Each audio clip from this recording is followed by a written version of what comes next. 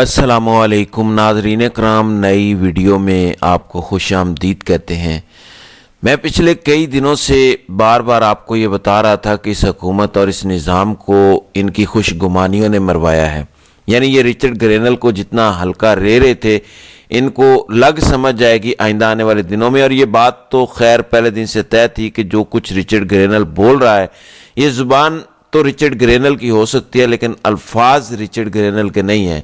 यानी ट्रंप की मर्जी या इजाज़त के बगैर रिचर्ड ग्रेनल पाकिस्तान के सियासी मामलात में इस तरह खुलकर नहीं बोल सकता। नून लीग की हुकूमत के तो खैर वहम गुमान में नहीं था कि मामलात यहाँ तक पहुँचेंगे, और अब तो पिछले चंद घंटों में अब तक की सबसे बड़ी खबर अमेरिका से आ गई है। वो खबर अमेरिका से आई है जिसने बाकायदा तहलका मचा दिया है। अमेरिकी सदर डोनाल्ड ट्रंप की ज़ेर सदारत पहला अहम तरीन इजलास। ट्रंप ने 26 नवंबर वाले वाक़े से मुतल्लिक क्या कुछ कहा, ट्रंप ने खान की गिरफ्तारी और खान पर बनने वाले केसेस के हवाले से क्या कुछ कहा, इस इजलास की मुकम्मल तफसीलात मैं आपको बता देता हूँ।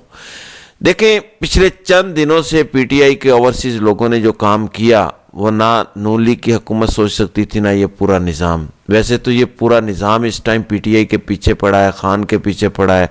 आप पिछले 2 सालों में इस पूरे निज़ाम और हुकूमत की कोई एक कामयाबी सफारती महाज पर मुझे गिनवा दीजिए, यानी किसी एक डिप्लोमेटिक फ्रंट पर पाकिस्तान को कामयाबी मिली हो, किसी जगह पर कोई पाकिस्तान की तारीफ़ की गई हो, पाकिस्तान को किसी एक मुल्क ने कर्जा दिया हो। हालात ये हैं, सिर्फ अमेरिका के हवाले से मैं आपको खबर देता हूं कि पिछले 7 दिनों से भारतीय वजीर खारजा जयशंकर अमेरिका मौजूद हैं, सिर्फ इस वजह से कि अमेरिका की नई एडमिनिस्ट्रेशन के साथ अच्छे ताल्लुकात बनाए जाएं, किसी तरह ट्रंप एडमिनिस्ट्रेशन के साथ पहले से ही अपने राब्ते इस्तवार किए जाएं, ताकि 20 जनवरी के बाद एक वर्किंग रिलेशन डिवेलप हो।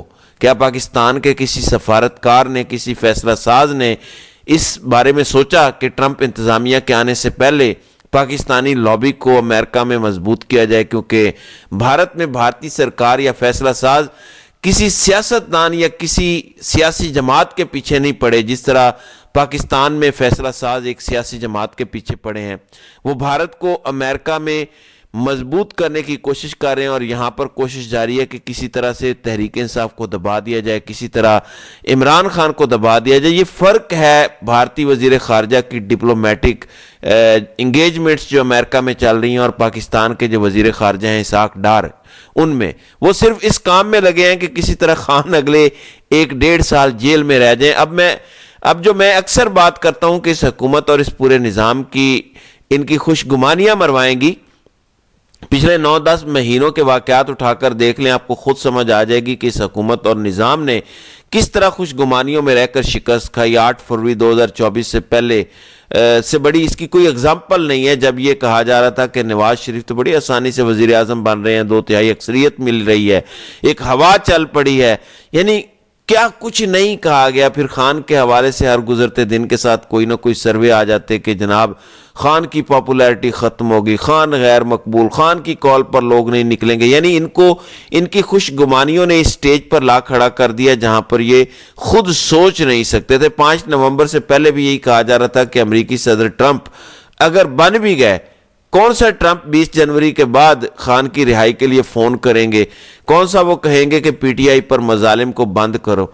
नाज़रीन इकराम, जो तवक्कुआत पाकिस्तान के निज़ाम को ट्रंप से 20 जनवरी के बाद थी, ट्रंप ने ये काम तो 1 महीना पहले शुरू कर दिया। इस हवाले से अब तक की सबसे बड़ी खबर जो डिस्कस हो रही है वो खबर मैं बता देता हूँ।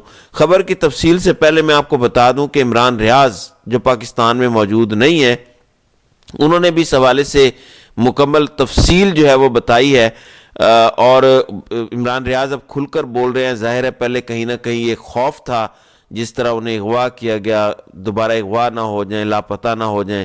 पहले वो ढके छुपे अल्फाज का इस्तेमाल करते थे, बैलेंस बातचीत करते थे। अब इमरान रियाज भी खुलकर बोलना उन्होंने शुरू किया। मैंने इमरान रियाज का हवाला इस वजह से दिया क्योंकि जो खबर मैं आपको देने जा रहा हूँ امریکہ میں موجود پی ٹی آئی کے جو ٹاپ کے لوگ کنفرم کر رہے ہیں اسی خبر کو، عمران ریاض نے بھی کنفرم کیا ہے۔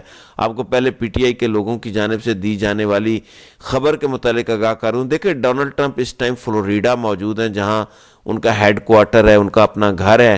انہوں نے پوری الیکشن کمپین بھی امریکہ کی ریاست فلوریڈا سے چلائی ہے۔ اب خبر یہ ہے کہ امریکہ میں موجود پی ٹی آئی کے ٹاپ لوگ، جن میں سجاد برقی، عاطف خان اور دیگر لوگ ہیں، مختلف تنظیمیں بھی ہیں، تگڑے بزنس مینز بھی ہیں، جو پاکستان کے انفلوئنشل لوگ ہیں، جنہوں نے ٹرمپ کو فنڈ کیا، اور پچھلے چند دنوں سے یہ خبر آ رہی تھی کہ ٹرمپ کے ساتھ ملاقاتیں ہو رہی ہیں، انہیں بریف کیا جا رہا ہے، انر سرکل کی ملاقات ہو رہی ہے۔ لیکن خبر اب اس سے زیادہ بڑھ کر ہے۔ خبر یہ ہے کہ 26 نومبر کی رات جب پی ٹی آئی کے کارکنان کے ساتھ ظلم ہوا اور ڈی چوک پر انہیں شہید کیا گیا، تو اس کے ایگزیکٹ 3 دن بعد 29 نومبر کو ڈونلڈ ٹرمپ کی زیر صدارت ایک اجلاس ہوا، جس میں پی ٹی آئی کے اوورسیز قیادت، یعنی اس میں صرف امریکہ کی قیادت شامل نہیں بلکہ اور بھی ممالک سے لوگ آئے تھے۔ میری اطلاع کے مطابق جو خبر پہنچی ہے وہ برطانیہ سے، یورپ سے بھی کچھ لوگ فلائی کر کے امریکہ آئے تھے، کیونکہ ٹرمپ کے ساتھ یہ اہم ملاقات تھی۔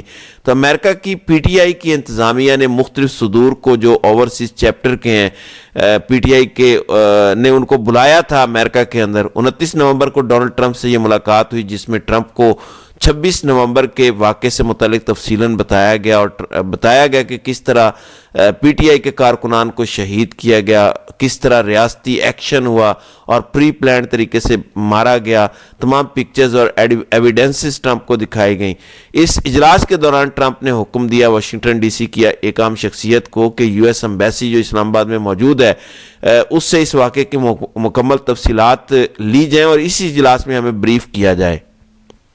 آدھے پونے گھنٹے بعد یو ایس ایمبیسی نے تمام تر تفصیلات بتائیں، اور پھر اس اجلاس میں شرکاء کو 26 نومبر کے واقعے سے متعلق آگاہ کیا گیا، اور پھر ٹرمپ نے خان پر بننے والے کیسز کی تفصیلات لیں۔ یہ جو خبر اب سامنے آئی ہے کہ ٹرمپ نے اتنا پرسنل لیول پر 26 نومبر کے واقعے سے متعلق بریفنگ لی، خان کی گرفتاری اور خان پر بننے والے کیسز سے متعلق بریفنگ لی، یہ خبر اب بے شک شہر اقتدار میں گردش کر رہی ہے۔ اب یہ خبر تہلکہ مچا رہی ہے۔ ویسے تو جس دن رچرڈ گرینل ایکٹیو ہوئے، جس دن تلسی گریبڈ یا مارکو روبیو یا امریکہ کے دیگر کانگریس مین ایکٹیو ہوئے، میں یہ بات تو سمجھ آ رہی تھی کہ ٹرمپ کی مرضی کے بغیر یہ سب نہیں کر سکتے، ورنہ امریکہ جیسے ملک میں، اور پھر آپ اتنی اہم پوزیشن پر ہوں، ڈپلومیٹک فرنٹ پر آپ کا ایک کردار ہو، آپ اس طرح سے کسی ملک کی سیاسی معاملات میں کھل کر انٹرفیرنس نہیں کر سکتے جس طرح رچرڈ گرینل، تلسی گریبڈ یا دیگر امریکہ کے کانگریس مین کر رہے تھے۔ تو کہیں نہ کہیں ٹرمپ کی table per P T I یا خان کی رہائی کے حوالے سے تفصیلات موجود ہیں، کہیں نہ کہیں ٹرمپ کو بتایا گیا تھا، اور اب یہ خبر سامنے آ چکی ہے کہ یہ اجلاس 29 نومبر کو ہوا۔ عمران ریاض نے یہ خبر دی کہ جو امریکن ڈائسپورا ہے پاکستان تحریک انصاف کا، یا یوں کہہ لیجیے جو پی ٹی آئی کے اوورسیز امریکن لوگ ہیں، انہوں نے 26 نومبر سے پہلے ہی 5 نومبر کے بعد ٹرمپ کو صورتحال بتانا شروع کر دی تھی، اور گاہے بگاہے یہ خبریں آ رہی تھیں کہ سجاد برقی، عاطف خان، زلفی بخاری، ان کی ملاقاتیں ہو رہی ہیں۔